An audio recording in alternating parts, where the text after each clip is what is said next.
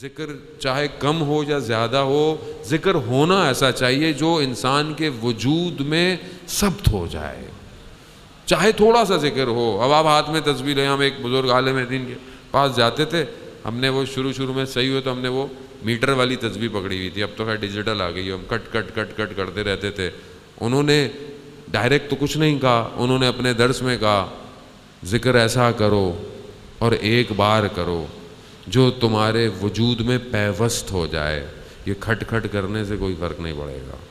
عزیزان محترم، اسی لیے خدا قرآن میں کہتا ہے الا بذکر اللہ تطمئن القلوب، کہ آگاہ ہو جاؤ اللہ ہی کا ذکر ہے جو تمہارے دلوں کو اطمینان دیتا ہے۔ اور یہ ذکر میری زندگی میں ہے۔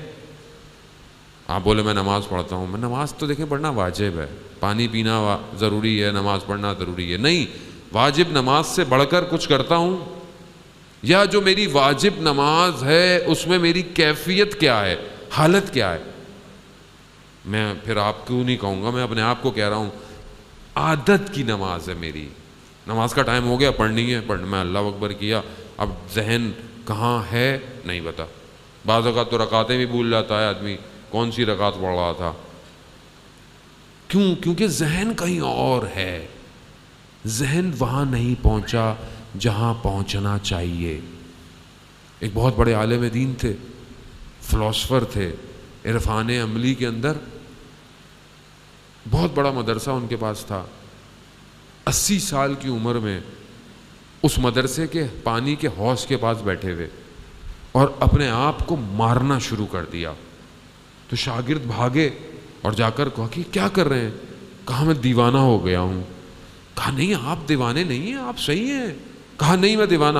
کہا اگر آپ کو، کیونکہ ان کے پاس انہوں نے زندگی میں دنیا نہیں کمائی، نہ کوئی دولت تھی یا کوئی گھر آپ کہہ لیں، اولاد بھی نہیں تھی، تو طالب علم کہنے لگے کہ شاید آپ کو یہ محسوس ہو رہا ہے تو یہ سب آپ کا اپنا ہے، ہم آپ کی اولاد ہیں۔ کہا نہیں۔ تو کہا کیا وجہ ہے؟ کہا میں نے اپنی زندگی میں کبھی دنیا کی رغبت رکھی ہی نہیں، کوئی بھی چیز دنیا کی میں نے نہیں دی، اور میں یہ بیٹھا ہوا سوچ رہا تھا اور یہ خوش ہو رہا تھا کہ میرے دل میں دنیا نہیں ہے، مجھے دنیا کی خواہش نہیں ہے، لیکن اچانک سے میرے ذہن میں آیا کہ میرے پاس کچھ کتابیں ایسی ہیں کہ اگر کوئی انہیں ہاتھ لگائے تو مجھے برا لگتا ہے۔ تو میں وہاں پر اپنے آپ کو کہا کہ جس نے 80 سال کی زندگی میں اتنی عبادت کے بعد اپنے دل سے چند کتابوں کی محبت نہ نکال پائے تو اس سے بڑا دیوانہ کون ہو سکتا ہے؟